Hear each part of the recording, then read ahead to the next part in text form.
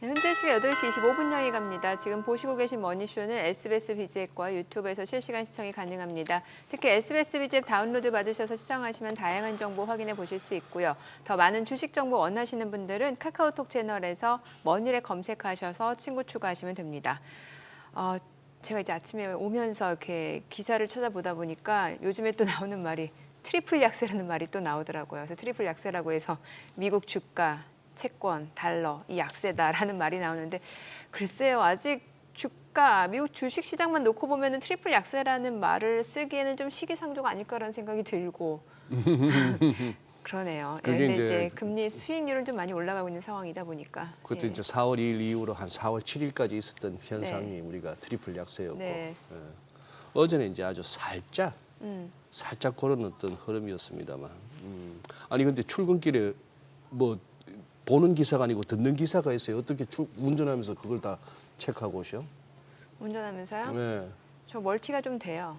멀티가 되셔? 네, 좀 반자율주행 켜놓고 아. 듣고 보고 또 어. 막히기도 하고 뭐 그런 막히기도 데서 하고. 예, 그렇습니다. 그러네요.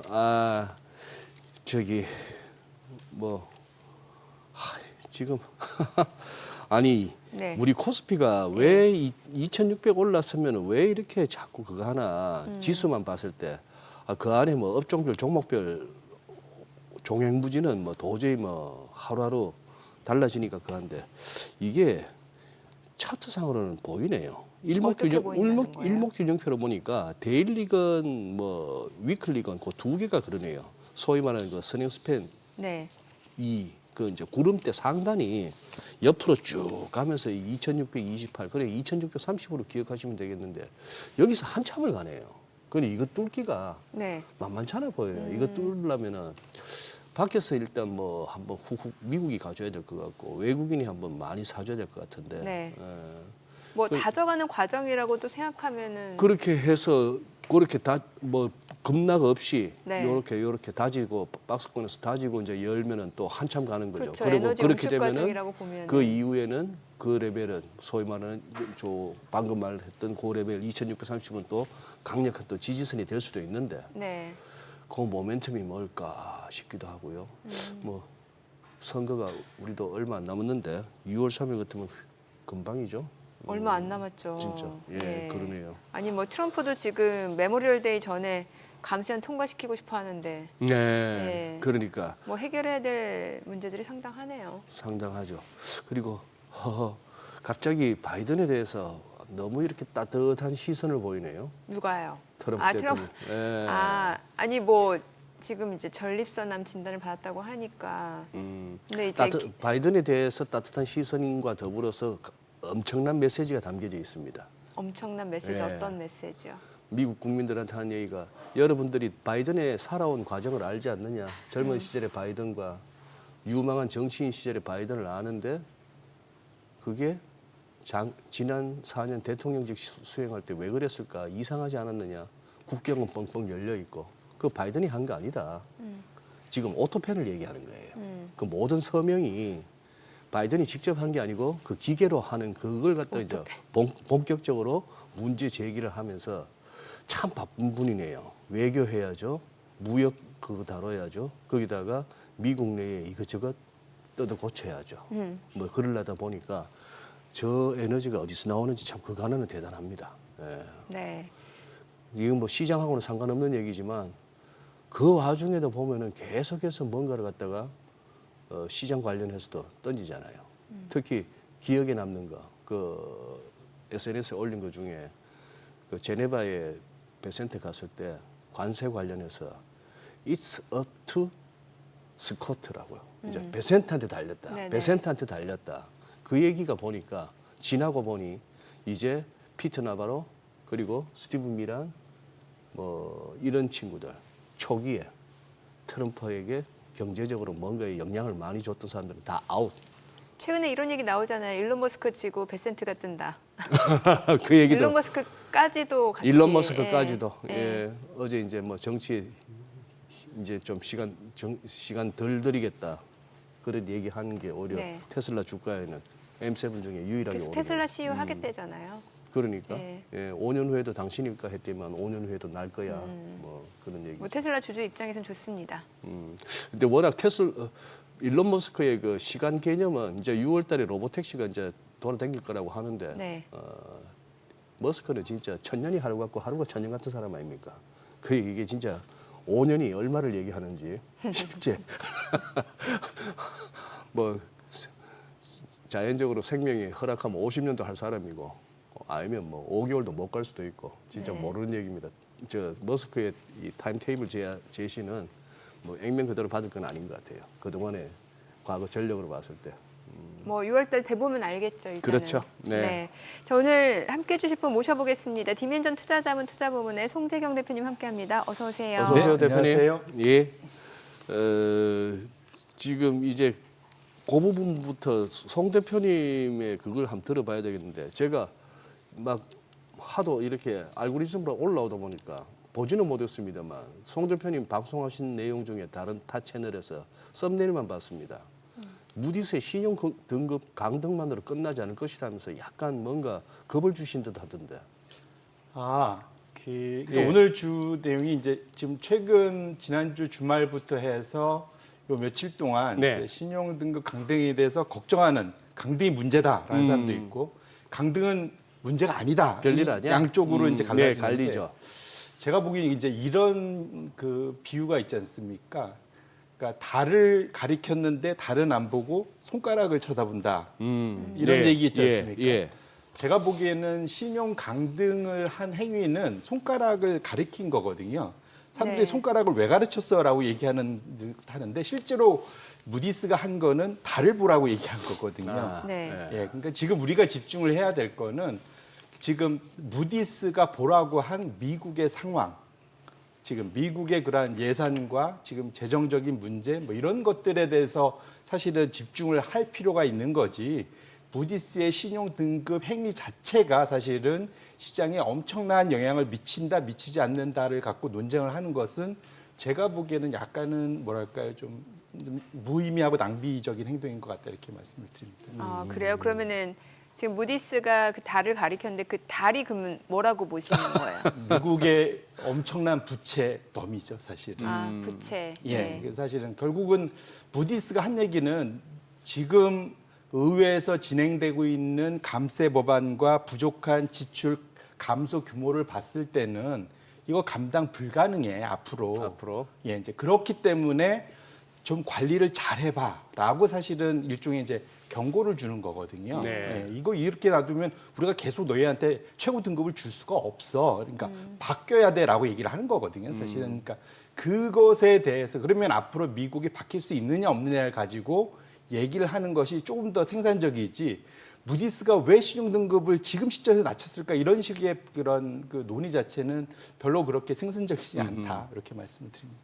네. 근데 막상 지금 전 세계적으로 AAA 최상급 등급을 받고 있는 나라가 몇 되지도 않을 뿐더러 그거보다 한 단계 낮은 이제 다른 신용 평가사 같으면 AA 플러스고 여기는 이제 AA1으로 이제 표시하는데 그렇다고 해서 이게 무슨 뭐 신용 등급이 곧 부도가 자체가 의미하는 바가 이 나라가 곧 부도날 수도 있어요. 그건 아니고 여전히 높고 또 현실적으로 대안이 없지 않습니까? 전 세계적으로 달러와 달러 표시 자산 외에 뭐로 어디로 가야 될까 하는 거. 지금은 그래서 사람들이 눈을 돌리는 게 유럽이죠. 유럽, 독일이죠. 독일. 네. 그래서 지금 이 상황에서 미국은 사실은 말씀 주신 대로 금리가 올라가고 있는데 오히려 네. 역으로. 네. 근데 거꾸로 유럽은 지금 독일 금리나 이런 것들이 지금 생각보다는 멈춰 있거든요. 덜 오르고 있고. 네. 그래서 지금 상황 자체는 소위 이제 장기 채권을 투자하는 투자자들 입장에서는 미국의 대안이 이제까지는 없었는데 독일이 돈을 빌리겠다고 손들고 나온 거잖아요. 그래서 네. 사실은 독일 쪽으로 움직임이 서서히 지금 오고 있고 그것이 결국은 미국 금리가 올라감에도 불구하고 달러 약세가 나타나는 특이한 현상. 사실은 보통 달러가 강세로 같이 가야 되거든요. 왜냐하면 금리 더 주겠다는데. 그러니까요. 네. 그러면 네. 당연히 미국 국채를 더 사서 달러가 더 늘어 강세로 가야 되거든요. 예. 달러 수요가. 근데 예. 지금 따로 놀고 있지 않습니까? 예. 그렇기 때문에 불안해들 하는 이유가 거기에 있다 이렇게 보셔야 될 것 같아요. 그러니까 주식 투자자들 입장에서 보는 뷰하고 네. 채권 시장에서 보는 뷰가 지금 좀 많이 다르다 이렇게 보셔야 될 것 같습니다. 네, 그러니까 실제로 이제 미국의 국채에 대한 수요가 지금 떨어지고 있다라는 것을 우려하고 있는 거고 얼마 전에 나온 지표만 보더라도 중국이 실제로 3월달 기준으로 봤을 때 미국의 국채를 매각한 것으로 나타났잖아요. 한 7천억 달러에서 한 180억 달러 정도 감소된 걸로 이제 나와서 이제 뭐 지금 막 뉴스에 보면은 미국 국채 보유국 순위로 봤을 때 영국 다음 3위로 밀려났다. 이거에 대해서 결국에 이제 나라별로 봤을 때 이번에 미국 자국 보호주의로 나오는 거 보니까 미국에 대한 의존도를 낮추려는 움직임이 보이고 있다. 이런 해석들도 막 나오는 거잖아요. 맞습니다. 예. 이제 당장 문제는 그러니까 중국도 소위 말씀하신 그 소위 그 외환 보유고 내에서 네. 미국 달러 표시 채권들 이거 규모가 엄청나죠, 네, 사실은. 네. 근데 그러니까 그거는 이미 사실 한 10년째 줄이고 있어요. 계속 줄이고 아니, 있는 그러니까 거예요. 중국은 오토파일럿이라는 우리 표현이 있지 않습니까? 네. 네. 자동 항법 장치. 예. 그러니까 그냥 꾸준히 팔고 있거든요. 왜냐하면 중국도 이걸 우리가 걱정하는 시장에다 팍 내다 팔아갖고 그러면 본인 자산 가치가 급락을 하지 않습니까? 네, 그러니까 그렇죠. 사실 중국은 그럴 생각이 없고 일부를 빼서 유럽에 갖다 놓은 건 있고 거기서 어떻게 하는지 모르겠지만 적어도 중국 내 그 잡히는 거는 서서히 내려오고 있고요. 사실은 시장에서 더 걱정들 하는 것은 이번에 새롭게 나왔지만 대만의 생보사들 제가 네, 저번에 네. 말씀드렸죠. 이런 이제 소위 말하는 일반 기업들 금융기관들이 갖고 있는 미국 국채들을 그들은 그 정부가 이래라 저래라 함부로 못하지 않습니까? 네. 그래서 그들이 자기 위험 관리 차원에서 미국 국채를 줄이고 다른 데로 옮겨가려고 하는 움직임에 대해서 물론 어디든 논의는 하겠지만 적어도 미국 내가 아닌 나머지 나라, 다른 나라들에 대해서는 이런 일반 그러니까 그 금융기관들이 갖고 있는 미국 국채에 대해서는 수요가 빠르게 감소하고 있는 것만은 분명한 것 같다 이렇게 말씀드립니다. 지금 뭐 이제 뉴욕 증시 쪽으로 가기 전에 아까 하신 말씀에 조금 연장선으로 네. 우선 요거부터 한번 확인하고 갔으면 좋겠네요. 지금 달러 인덱스가 막 100이 깨졌습니다. 막 100이 다시 깨져가지고 100 밑으로 내려왔는데 그렇다고 막 급락은 아니고 뭐 99.9998 뭐 이러고 있는데 아까 말씀하신 우리 자막에도 나왔지 않습니까? 이제 뭐 마가 Make America Great Again의 또 파생인 메가 Make Europe Great Again 이 얘기 아닙니까? 그런데 그 저기 독일 쪽으로 지금 이제 유로화 강세되는 거, 이거 좋은 차트 하나 가져오셨네요. 네. 요거 한번 보면서 한번 설명해 주시죠. 맨 마지막 차트를 예, 마지막 말씀하시죠. 차트. 네네. 이제 통상적으로 제가 늘 이제 그러니까 양국 간의 그 소위 그 통화의 가치를 표현하는 게 환율이라는 거잖아요. 그렇죠. 그러니까 외환 비율이란 거지 않습니까? 교환 비율. 교환 비율이죠. 그러니까 예를 들면 우리나라 그러니까 달러 1달러당 우리나라 돈 얼마 줘야지 1달러로 바꿔줄 수 있어. 예. 이게 이제 아까 말 1390 얼마 뭐 이거지 그렇죠. 않습니까? 그렇죠. 결국은 그러니까 그 나라의 돈의 가치를 다른 나라 돈으로 표시하는 거. 이것이 이제 환율이잖아요. 근데 이것을 움직이는 가장 큰 넘버원 변수가 뭐냐?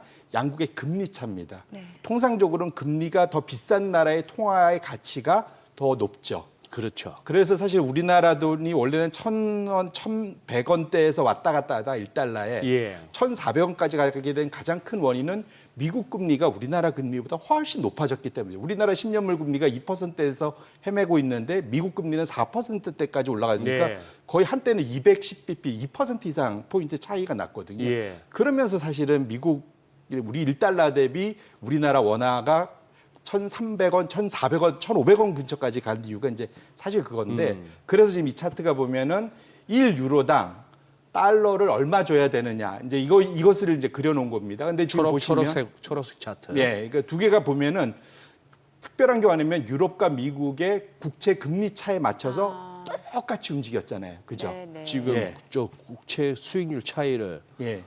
유럽 국채 수익률에서 미국 국채 수익률 뺀 예, 거. 그러니까 사실 네. 여기 뭐 독일 금리라 보시면 큰 차이 없어요. 예. 분트라고 보시면 다 네. 차이가 없는데 근데 지금 보시면은 똑같이 움직였어요. 그죠? 네네. 완전 1년짜리니까 더 똑같이 움직였는데 정확히 3월 달 이후부터 보면 완전히 갈라서는 걸 보실 수가 있습니다.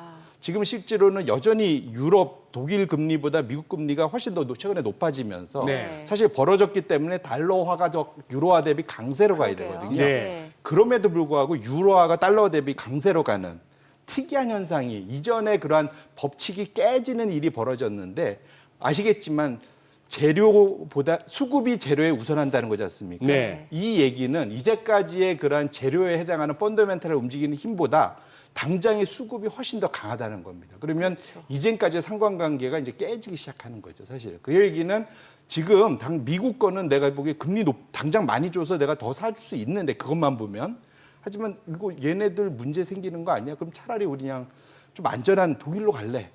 이 얘기가 되는 거죠. 좀 그러니까 미국 덜 줘도. 자산에 대한 신뢰도가 굉장히 추락하고 있다 이렇게. 그런 거죠. 그러니까 해외나 다른 나라에서 봤을 때 미국의 달러 표시, 미국의 자산들에 대해서 불안해하고 특히 채권 투자자들 입장에서는 저런 식으로 나타나기 때문에 그래서 최근에 이렇게 벌어지는 일들이 그러니까 이 나타나고 있다는 것은 기존의 문법으로 시장을 봐서는 해석이 안 되고 있는 것의 이유가 거기에 있다 이렇게 보셔야 될 것 같습니다. 그래서 며칠 전에 그 라가르드 총재, 크리스틴 라가르드 ECB 총재가 했던 말이 그 말이잖아요.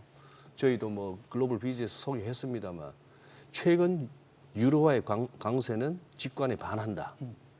이 이론적인 저거하고 맞지 않는다. 맞습니다. 근데 그걸 갖다가 라가르드는 미국의 정책 신뢰가 사라졌기 때문이다. 신뢰를 잃었기 때문이다. 이렇게 해서 이제 미국을 갖다가 뭐 비판하는 쪽으로 이제 갖다 붙였습니다만 저런 식으로 이제 수십 년 동안 통해해 왔고 뭐 외환론에서 책에서 제일 먼저 쓰는 가장 큰 금리 격차가 환율 결정에 저렇게 작용을 안 하니까 이제 진짜 예측이 어려워지는 거잖아요. 맞습니다.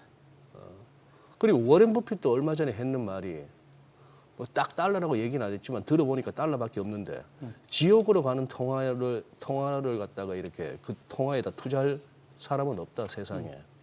그러면서 이제 그 말은 이렇게 저렇게 암만 의역해봐도 워렌 버핏이 보기에는 달러가 제일 지금 현재로서는 불안하다는 얘기거든요. 맞습니다. 그분 평생에 달러 갖고 그렇게 얘기한 건 처음인데. 왜 그렇게 말했냐면 뭐 같이 얘기하겠지만 네. 지금 미국의 재정 규모가 부채 규모가 그러니까 소위 지속 가능하지 않다. 재정 적자 수준이 자기가 생각하기에는 3% 미만으로 가야 그러니까 전체 GDP에서 3% 미만으로 가야 이게 소위 지속 가능한 네. 그 정도의 재정 적자 수준인데 지금 작년 기준으로는 그 기준에 따라 다르지만 6에서 7% 사이거든요, 사실은. 뭐 상당히 높고. 정권 교체기에 이미 베센트 말로는 한 6.5%, 6.9% 뭐 그 사이로 예. 받았다는 거 아닙니까? 차트를 그럼 먼저 보시면 네. 3번 차트로 보여주시면 사실은 이게 7%를 넘어가는 소위 재정 적자는 2008년도 금융위기 저 당시 좀 보시면 지금 스트레스 홀더가 지금 7%에 지금 선이 그어져 있는데요. 그 다음에 더 많았던 게 코로나 때 보통 이러면 재정 적자가 어마어마하게 늘어난 거죠. 내가 이제 소위 연에 벌어들이는 세수에 비해서 또 GDP에 대해서 내가 훨씬 더 채권을 많이 찍어갖고 돈을 풀려고 저런 일을 하고 있는 거죠. 근데 지금 보시면 특별히 위기 상황이 아니잖아요, 지금. 그러네요. 그런데 예, 바이든부터 지금까지 계속 오면서 사실은 7%에 가까운 그러한 재정 적자 규모를 유지하고 있기 때문에 그래서 계속 불과 2년 전에 그 피치사도 한번 사실은 다운그레이드를 한번 했었죠. 예. 그리고 이번에 이제 제일 마지막에 나온 이제 무디스도 사실 예. 다운그레이드 했는데 이제 미국에게는 3대 신용 평가 기관이 있지 않습니까? 네. 스탠다드 앤 푸어스 그다음에 무디스 원래는 피치 순서는 이제 네. 규모로는 이렇게 되는데 사실은 이제 무디스가 이제 마지막 브루투스 너마저 하듯이 무디스 너마저 뭐 이런 식으로 마지막 배선을 떼는 것 같아서 백악관에서 난리가 났죠. 사실은 근데 이거는 지금 트럼프의 백악관만 그러는 게 아니고 2023년으로 돌아가 보시면 그때도 똑같이 소위 그 바이든의 백악관도 난리를 했었습니다. 사실. 피치가 그거 했을 때? 네, 피치가 그랬을 때도 옐런이 뭐 이거는 뭐 음흉한 뭐가 있다 뭐 이런 식으로 막 뭐 난리를 쳐서 똑같습니다. 예. 이게. 더 멀리 가면 2021년대 스탠다드 포어스가 했을 때는 심지어는 그걸 다운그레이드한 애널리스트에 대해서는 살해 위협까지 있었습니다. 그때.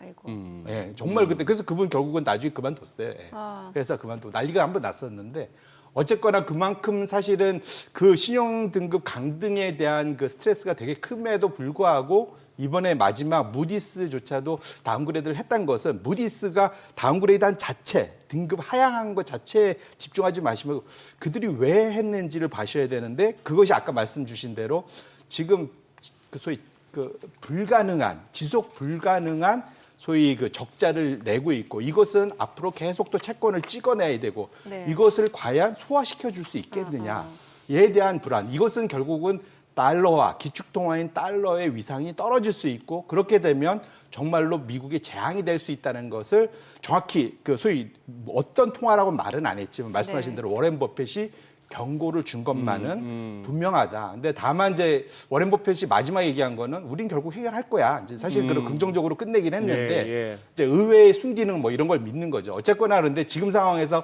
의회의 지금 분위기나 트럼프의 행동이나 이런 걸 봤을 때는 저 지금 그 재정 적자 규모가 무디스 얘기에 의하면 지금 내년 내후년 그러니까 10년 후로 가면 현재 6.4에서 9%까지 더 늘어날 수밖에 없다. 지출이 충분히 안 줄고 감세로 주는 게 더 크기 때문에 그렇기 때문에 그러니까 거의 결국 들어오는 돈보다 쓰는 돈이 더 많다는 얘기거든요. 그러면 예. 방법이 없지 않습니까? 우리가 버는 월급보다 내가 돈을 더 쓰면 방법은 신용카드로 계속 더 긁어야 되잖아요. 아니면 대출 받거나 뭐 이거밖에. 연준이 그 돌려막기 느낌으로 연준이 국채를 매입해 주는 거는요. 근데 그것도 한계가 있어서 그게 되는 순간 그게 이제 부채의 소위 화폐화라는 예, 건데 예. 그게 가면 하이퍼 인플레이션의 걱정도 생기는 거죠, 사실은. 그러면 정말 최근- 도망갑니다. 그거까지는 안 가려고 했어. 급하면 일부러 그러니까 모든 나라가 동의하는 그런 위기가 오면 그게 가능한데 네. 그거는 진짜 마지막에 써야 될 카드입니다. 마지막에. 예. 그래서 그거는 적어도 만일 그거는 아마 베센트도 알 거예요. 내년에 연준 의장이 원하는 입김에 맞는 사람을 바꿔서 네. 만일 그것을 풀어주면 단기적으로 좋아 보일 수 있는데 예. 그러면 정말로 외국에서 미국에 들어와 있는 자금들이 정말로 폭포수처럼 빠져나갈 수 있는 걱정도 내부에서는 정말 많이 할 거다 이렇게 봤습니다. 그럴 때 채권 자경단이 나타나서 소위 금리를 급등시키면서 세상을 정리하는 것 마치 우리가 4월 초에 봤던 그런 일들이 벌어질 수 있다는 것을 적어도 베센트는 알고 있을 거다 이렇게 말씀드립니다.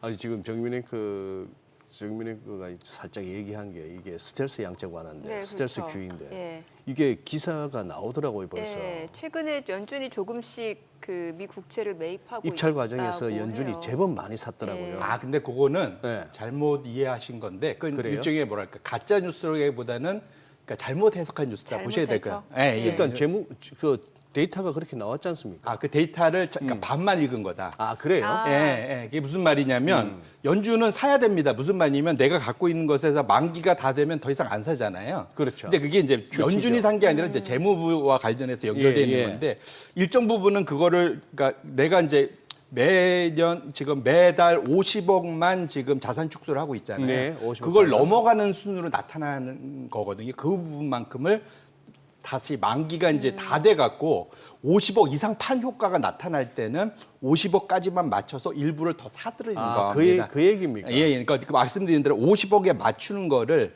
맞추기 위해서 사실은 70억, 80억을 판 셈이 되니까. 그러니까 그 양적 긴축 축소 그 규모를 맞춘다는 거예요. 그렇죠. 그러니까 예, 예. 그 사실은 만기가 돌아오면은 그걸 내가 안 사주면 그만큼 확 줄잖아요. 그러면 사실은 이게 내가 50억 줄일게 70억, 80억 줄 수 있지 않습니까? 예, 그럼 예. 그 더 줄어든 것만큼을 사야 되니까. 국채를 내가 사서 50억에 맞춘 거기 때문에 그 말씀은 그 스텔스 아하. QE는 아. 잘못된 해석이다 이렇게 보시면 될 것 같습니다. 리스펙.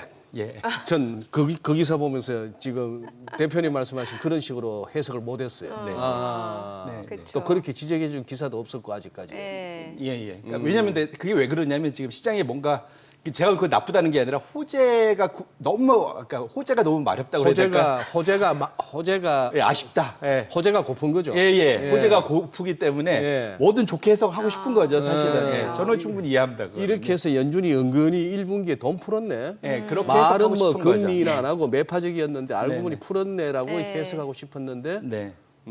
잘 새겨드려야 어떻게 된다. 보면 시장 자체가 불확실성 속에서 막연한 지금 낙관론을 펼치고 있는 것 같다라는 생각이 드네요. 맞습니다. 예, 예. 근데 제가 정민행크도 리스펙. 그래요. 그 바쁜 일정 와중에 또 언제 그렇게 또 공부도 다 하셔. 이 기사 저 그렇게 기사 안 다 바빠요? 읽고. 안 바쁘셔? 아니 그렇게 안 바빠요.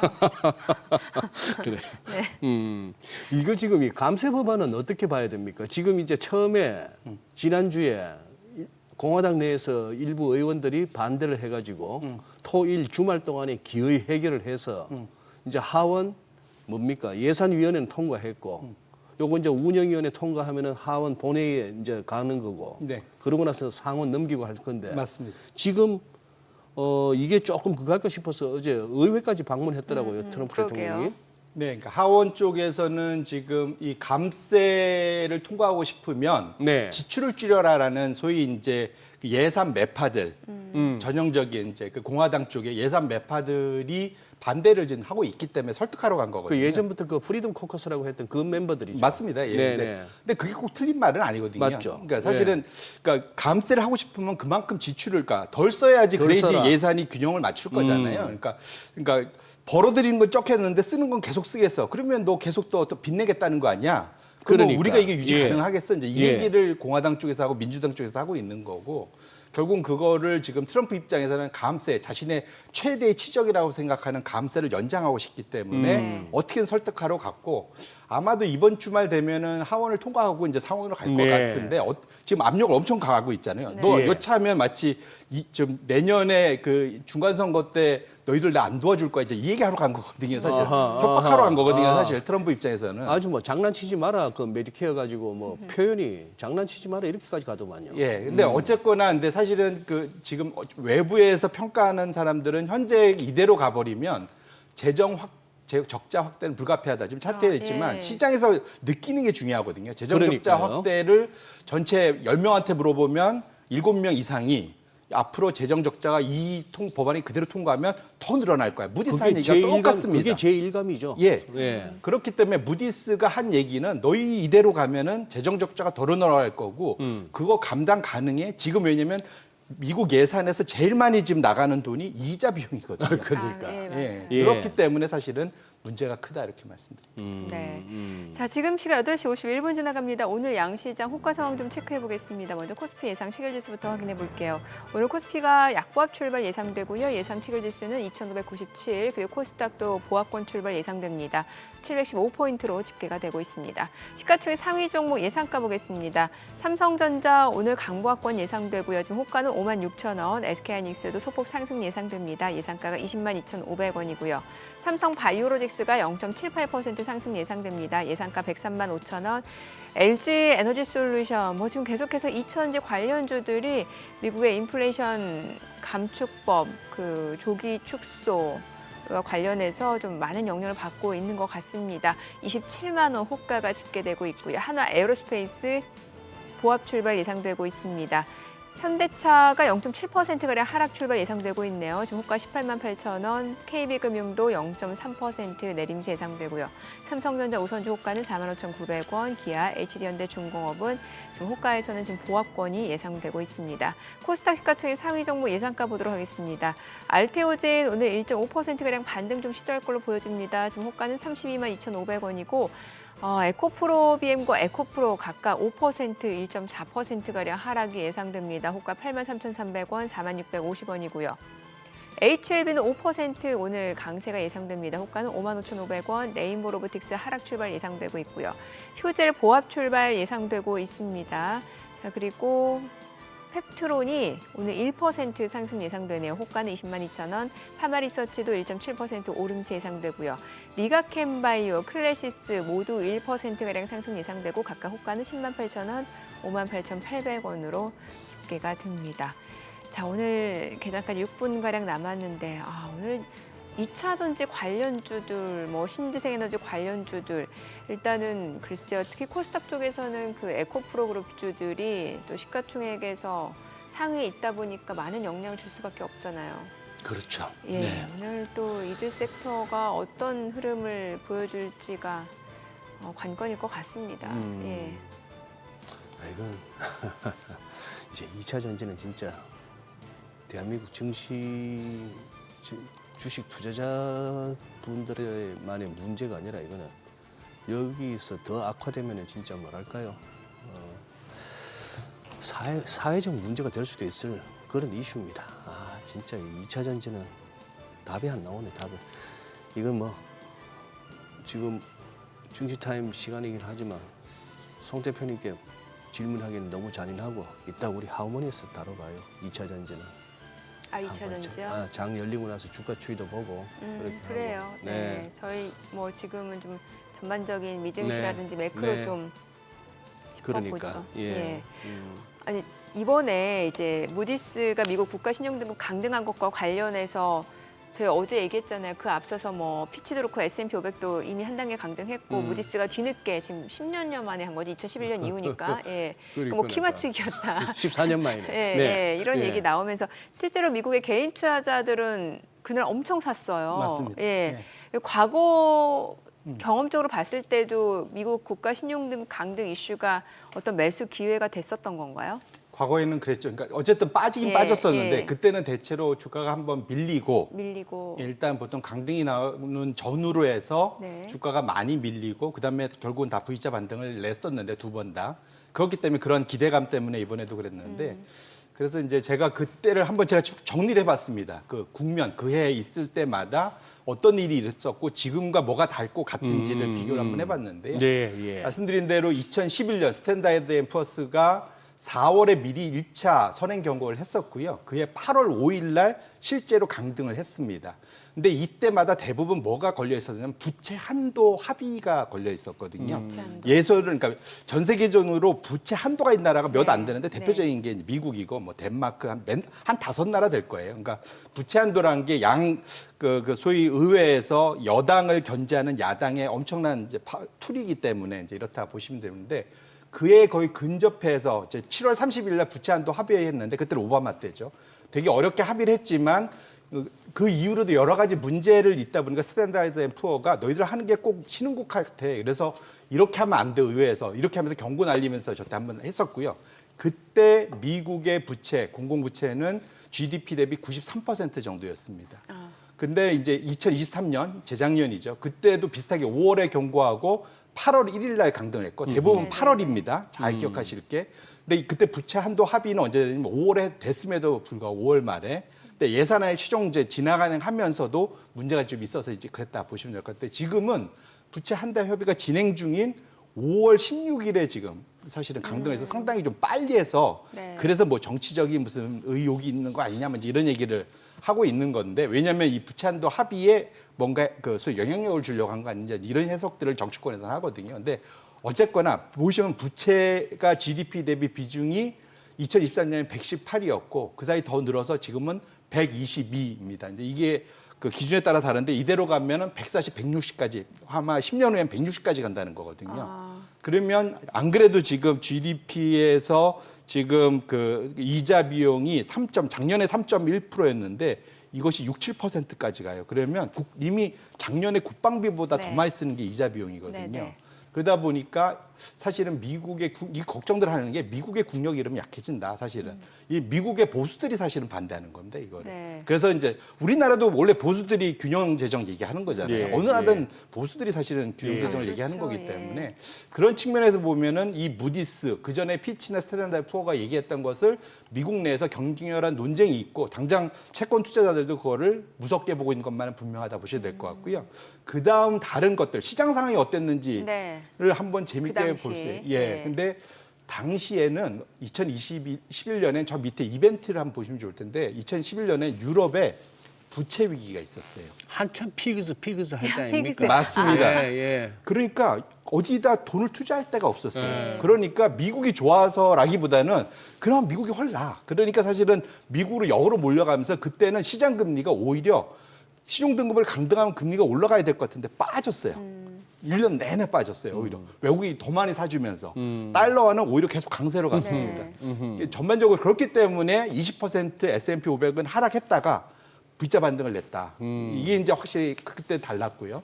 그다음에 두 번째로 지금 그다음에 재작년을 돌이켜보시면 그때는 금리가 상승했다가 하락했습니다. 왜냐하면 이미 그 GDP에서 부채가 20%까지 갔기 때문에 그런데 그때는 채권 시장보다는 어디가 도움을 줬냐면 주식 시장이 도움을 줬어요. 네. 그 AI 투자가 그때 엄청 활발할 때였잖아요. 예. 그러니까 주식으로 달러를 사면서 주식 투자를 엄청 할 때였다라는 걸 보시고 그때는 연준이 그해 말에 잘 기억하시겠지만 피봇을 했었습니다. 그러니까 네. 금리를 그때 여름부터 유지하고 그다음부터는 우리 이제는 더 이상 금리 안 올리고 물가 전쟁에서 우리 좀 승리한 것 같아라는 얘기를 할 때였거든요. 그러면서 금리가 다시 하향 조정되는. 그러니까 채권에서도 먹었고 주식에서도 먹는 그런 좋은 경험이 있었습니다. 근데 이번은 그때하고 좀 다른 게 확실하게 좀 뭐가 다르냐면 국채 수익률이 오히려 지금 올라가고 있고요. 이제 다시 V자로 지금 올라가고 네, 있잖아요. 네. 그다음에 지금 달러 지수는 오히려 우하향 계속. 그때는 다 우상향, 네. 우하향. 가장 큰 이유가 수요가 부족하다. 해외 투자자들이 전반적으로 미국 자산을 지속적으로 팔고 있다는 것이 지난 두 번의 신용 강등 때의 그런 투자 환경하고 완전히 다른 모습이다. 그래서 지금 일부 좀 이번 무디스의 신용 등급 강등에 대해서 걱정을 하는 사람이 이거다 이렇게 보셔야 될 것 같습니다. 알겠습니다. 자, 오늘 국내 증시로 확인해 보죠. 개장합니다.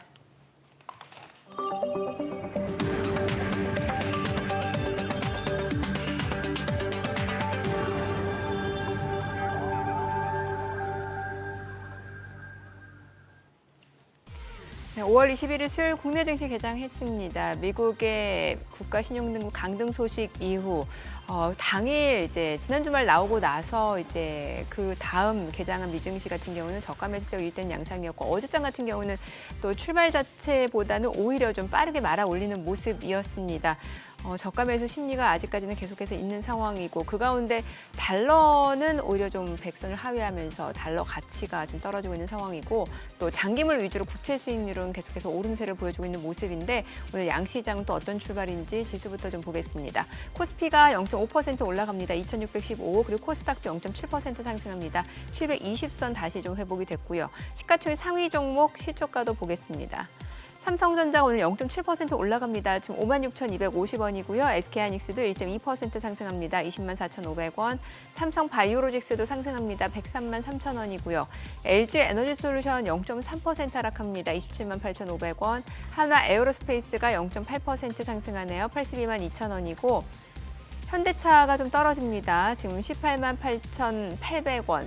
그리고 KB금융은 소폭 올라갑니다. 96,500원이고 삼성전자 우선주 0.6% 상승합니다. 46,100원이고요. 기아가 0.2% 소폭 올라갑니다. 91,400원. HD현대중공업 1% 상승합니다.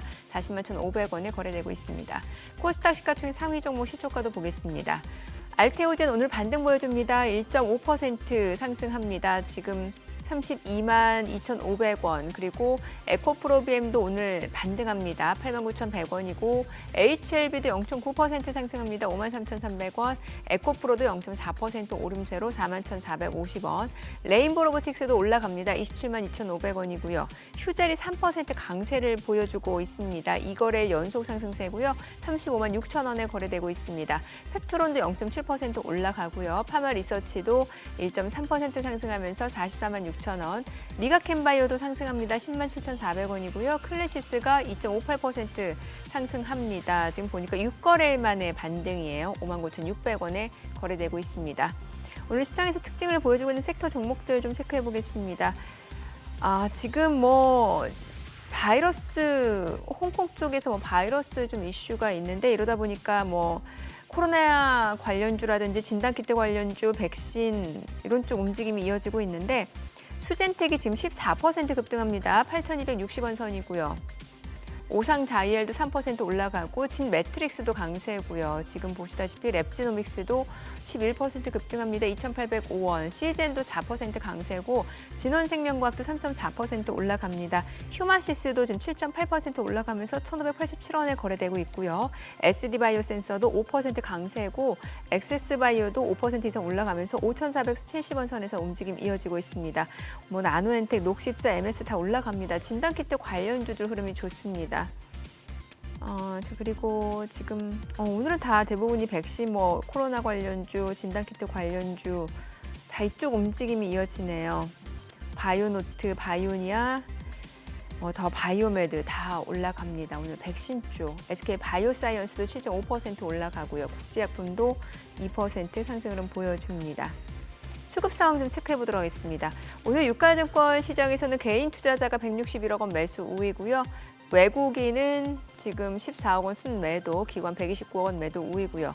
코스닥에서는 개인 투자자가 154억 원 매수 우위, 외국인은 150억 원 순매도, 기관은 13억 원 순매수를 보여주고 있고 외국인 지금 선물에서 1,500계약 넘게 순매수를 보여주고 있습니다. 환율 체크해 보겠습니다. 달러원 환율입니다. 오늘 달러원 환율은 1원 20전 하락한 1,391원 20전에 개장이 됐습니다. 그래도 오늘 시장 보니까 지금 뭐 2차 전지주도 좀 반등 보여주고 있고 오늘은 진단키트 쪽이네요. 다 제약바이오 쪽이고. 예, 예. 사실 뉴욕 증시에서도 제약바이오 쪽이 좀 그래도 올라줬거든요. 네. 그러니까요. 예. 그래도 뭐 시젠 주가 흐름 다 옛날 코로나 때 기억하시겠지만 이제 그런 흐름은 안 나오겠죠. 그때 무슨 뭐 그걸로 무슨 뭐 아무리 어떤 수요가 일시적으로 폭증한다 하더라도 그때 주가는 좀 비이성적이었지 않습니까? 이제 그러나 이제 지금은 또 그런 뉴스가 나온다면은 또 진단키트 움직일 만도 합니다만 2020년, 2021년처럼만 안 움직이면은 큰 탈 없습니다. 제가 보기에. 너무 그랬다가 나중에 자빠지니까 답이 안 나오잖아요. 네. 참. 근데 진짜 정민앵커 말 맞다니 이거 다지고 있는 중인가? 시장이요. 시장이 2,600선을 중심으로. 그러니까요. 수급 상황도 뭐 순간순간 달라집니다. 외국인들 많이 사는데요. 네. 한 6천억 사고 지금 뭐 5분도 안 됐는데 1,500개 이상 선물에서도 순매수가 네. 하네요. 야, 그나저나 외국인 오늘- 6천억이요? 예? 저는 6천억? 지금 저는 거래소에서 외국인 6천억 산 걸로 나오는데 코스닥에서 많이 팔았네. 순매수는 100만 한 천- 78억 원. 아니다. 6천억이 네. 아니고 59. 네, 78억 원 순매수고. 59. 저 지금 개장한 지 5분 됐는데 6천억 원 아니 순매수라고 제가 해서 아니 깜짝 지금 놀랐잖아요. 예, 단위를 네, 됐으면 좋겠습니다. 네. 소장님 개인 바람이 반영이 됐네요. 그러네요. 오늘 끝날 때 6천억을 하지 않을까? 끝날 때 6천억. 근데 저는 외국인 그렇게 갑자기 많이 사도 좀 불안해요. 왜냐면 외국인도 요즘 단타를 많이 하니까. 아니 근데 아까 우리 이제 송정 대표님 완전 방송이 다 되셨을 적 알아서. 8시 59분 55초에 멘트를 끝내셨어요. 아 그랬습니까? 예. 아니 이게 텔레파시가 왔습니다. 너가 오죠? 네. 네, 제가 레이저로 눈으로. 저는 아직도 그 눈치가 없어가지고 PD님한테 혼나는데 아이 그 질문 마지막 하지 말라니까 시간 초과한다 이런 소리 한 사흘에 한 번 꼴로 듣는데 아까 근데 너무 급하게 마무리하셔갖고 마지막 멘트가 뭐였죠?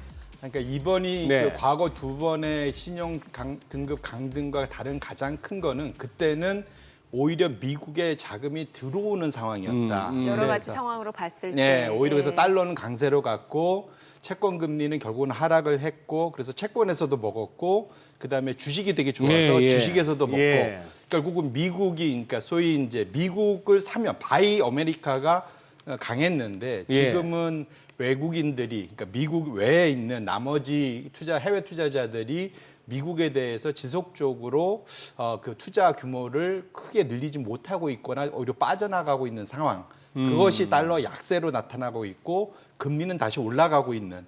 그래서 결국은 이전에 긍정적인 그러한 그 투자 환경이 지금은 그렇게 미국의 자산에 대해서 긍정적이지 않은 되게 좀 뭐랄까요 열악한 상황이 돼 있는 거다. 이렇게 이제 해석을 해야 될 것 같습니다. 지금 옆에 나와 있는 저 표를 아까 설명하셨습니다만 제가 받는 느낌은 이게 스탠다드 & 푸어스, 피치, 무디스 순서로 이제 이렇게 왔습니다만 그때마다 시장 반응은 또 그때 다른 게 그때의 또 시장 환경이 달랐고 그런데 공통점은 있네요. 20% 빠지고 올랐던 10% 빠지고 올랐던 그러고 나서 우상향은 변함없네요. 왜냐하면 지금 15년 동안 올랐기 때문에 어디든 잘라보면 조정받다가 다 올라왔습니다. 예.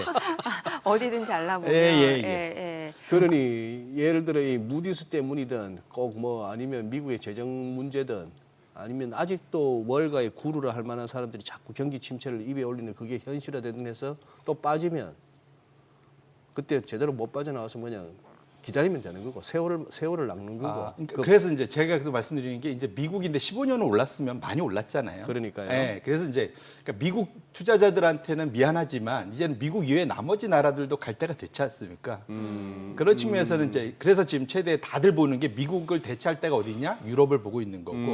그러면 유럽만 가느냐? 미국을 제가 다른 데 신흥국들도 갈 수 있고. 사실은 우리나라도 거기에 좋은 대안이 될 수 있겠죠. 특히 우리나라는 또 지금 계속 내부적으로 작년에 한번 하려다가 실패했던 밸류업이라는 게 있지 않습니까? 네. 이건 아직도 그건 기대가 남아 있으니까 그런 것들이 또 변화를 준다면, 그러니까 일본이 그래서 사실은 그렇게 주가가 올라갔던 거지 않습니까? 그렇죠. 예. 네. 그러니까 우리도 그러니까 마냥 거기에 대한 뭐랄까 절망 그런 것만 할 필요 없고 결국은 이걸 우리가 어떻게 하냐에 따라서 또 달라질 수 있다라는 그러한 또 희망도 가질 수 있다 이렇게 말씀을 드립니다. 지금 이제 관세가 경제에 미치는 영향은 아직까지는 나오지 않은 상황인 거. 이게 또 다시 이제 90일 동안 이제 대폭 인하된 상태다 보니까 그럼 이제 앞으로 경기 상황은 어떻게 될 거라고 보세요, 미국이요? 지금 그러니까 글로벌 투자자들이 생각이 예. 정말로 일희는 아니고 그러니까 월희 월비 하고 있는 것 같습니다. 달별로. 네. 예, 그러니까 그래서 이제 그 글로벌 큰 손들한테 뱅크 오브 아메리카가 매달 물어보잖아요. 네네. 그럴 때 이제 소위 이제 비행기 착륙하는 모습으로 이제 보통 무착륙, 연착륙, 경착륙 뭐 이 얘기를 많이 하는데 지난달 제가 아마 지난달 보여드렸던 것 같아요. 저 붉은색이 거의 절반이 우리 경착륙 할 것 같아. 왜냐하면 그때 4월 2일 날 관세 발표되고 난 다음에 그 다음 주에들 조사를 했으니까 난리가 한번 났었죠. 네. 그런데 이번에 이제 그 관세 일시 인하하고 유예되고 난 다음에 이번에 다시 물어봤더니 경착륙 그 기대가 많이 줄었어요. 우려가. 네. 많이 줄긴 했는데 그래도 꽤 있죠. 사실은 26%면 적지는 않은데. 근데 어쨌든 매달 이렇게 변동성이 급변동한다는 것 자체는 썩 좋은 건 아니다. 사실은 이건 역으로 말하면 글로벌 투자자들도 큰손들도 그 베테랑들도 그 경기에 대해서 전망이 안 된다 사실은 그걸 어찌 보면 역으로 보여준다 봐야 될 것 같고요. 예. 가장 큰 이유가 이게 다 지연된 사실은 데이터 때문에 그렇다. 근데 그렇죠. 제가 한 달 전에도 보여드렸던 것 같은데 텍사스에 있는 댈러스 연은에서도 기업들한테 제조업들한테 물어봤더니 우리 결국은 가격을 올릴 거야 라는 얘기를 했었지 않습니까?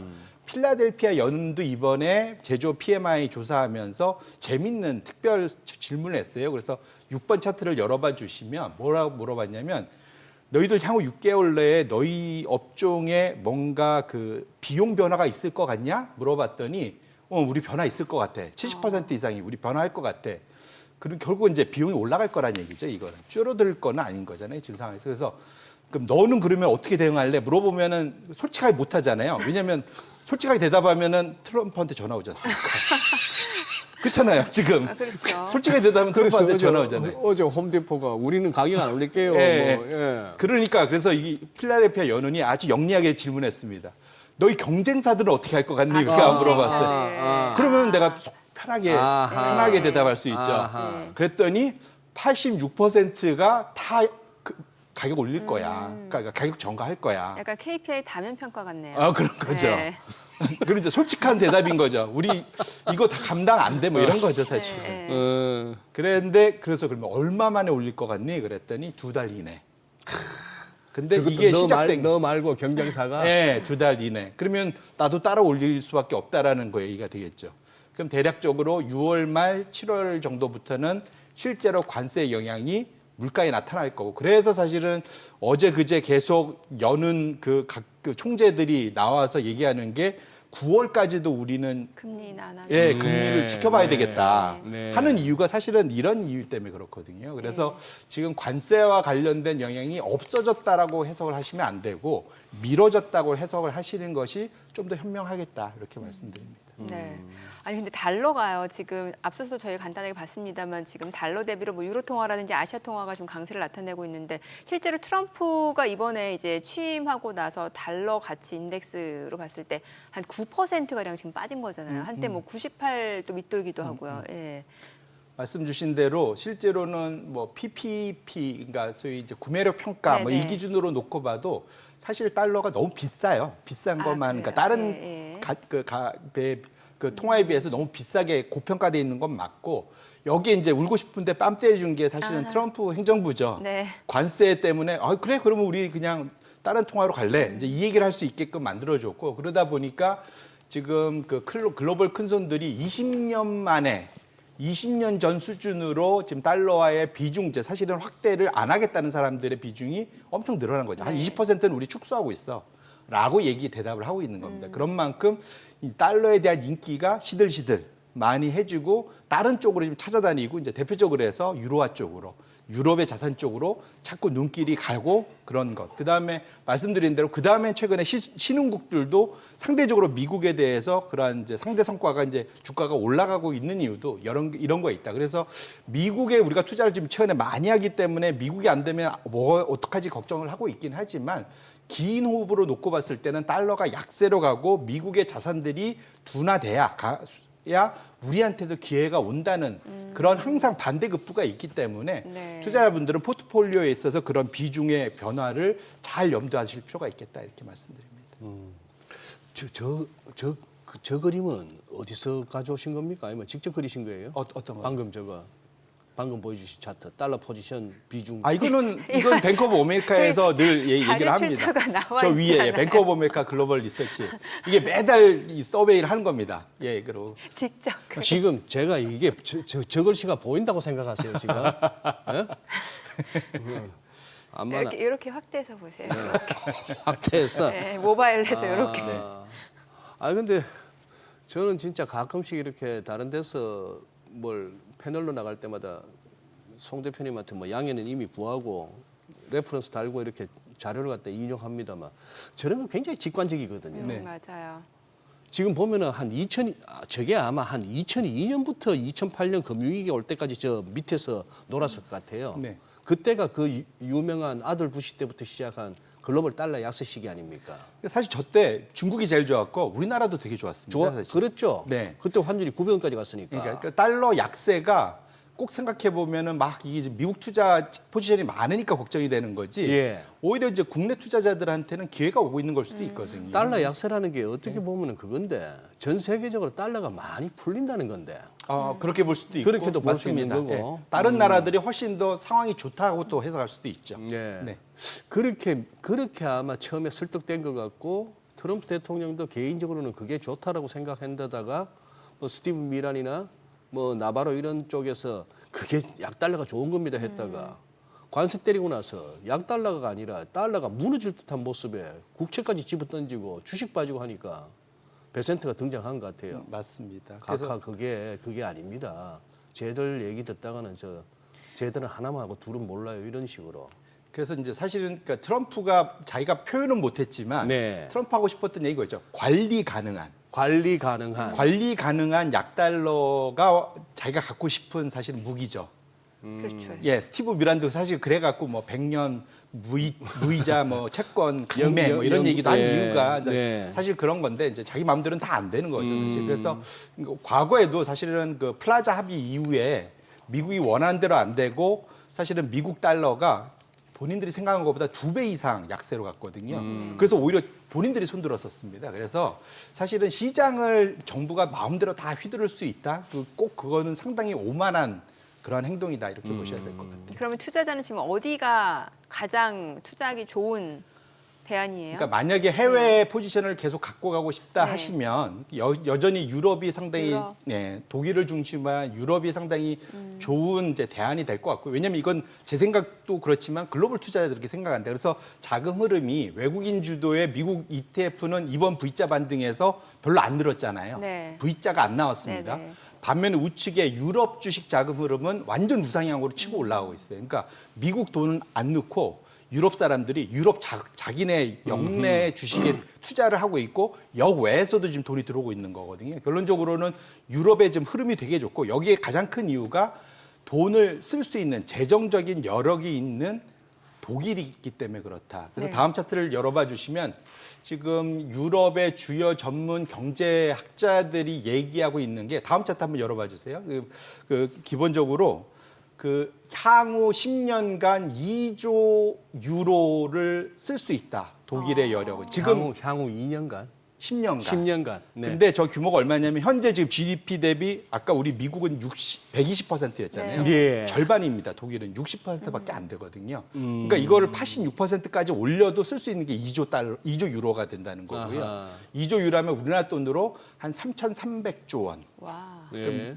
연 한 300조 원 이상을 쓸 수 있는 돈이기 때문에 어마어마한 돈입니다, 사실은. 그러니까요. 그러니까 그걸 또 집중하고 있는 게 국방에만 쓰는 게 아니라 인프라나 이런 쪽에 제조 부흥에도 쓰겠다는 거기 때문에 그와 같은 것은 소위 우리가 이제 구조적, 추세적인 테마를 좋아하잖아요. 그렇게 놓고 보면 그쪽과 관련된 것은 유전히 유효할 수 있다. 돈을 쓸 수 있는데 주가가 간다는 것은 우리가 지난 10년간 봐왔던 흐름이지 않습니까? 그래서 그걸 꼭 명심할 필요가 있겠다 이렇게 말씀드립니다. 네. 이제부터는 이제 그 출연자분이 어떤 그 돈의 규모를 얘기할 때 일단 좀 놀라기로 좀 놀라는 네. 그걸 해야 돼. 네, 저희가 다 안 하더라도 얼마 전에 박순창 교수님 나와가지고 중국 인민들이 은행에다가 이렇게 쟁여둔 저축 금액이 저축 금액이 5경이라고 했는데 정민앵커나 저나 이렇게 덤덤하게 그건 머릿속에 계산이 안 되는데 네. 오경이니까. 그렇죠. 예. 이게 보통 멈춘다고 그러잖아요. 네, 네. 컴퓨터가 뻥 난다고. 네, 그 멈추는 수준이지 않습니까? 그건 해석이 네. 안 근데 돼서. 요즘 5경이 또 이렇게 기사마다 유행입니다. 미국의 전반적인 부채 전체가 5경이래요. 잘 됐네요. 중국 인민 5경 그거 잠자고 있는 거 탈탈 털어서 딱 미국 갖고 오면 다 해결돼 버리네. 맞네요. 36조 달러니까 그 정도 되겠네요. 네. 네, 오늘 여기까지 듣겠습니다. 고맙습니다. 잘 네, 들었습니다. 감사합니다. 네, 오늘 들으신 내용과 관련해서 더 다양한 정보 원하시는 분들은 카카오톡 채널에서 머니를 검색하셔서 친구 추가하시기 바랍니다.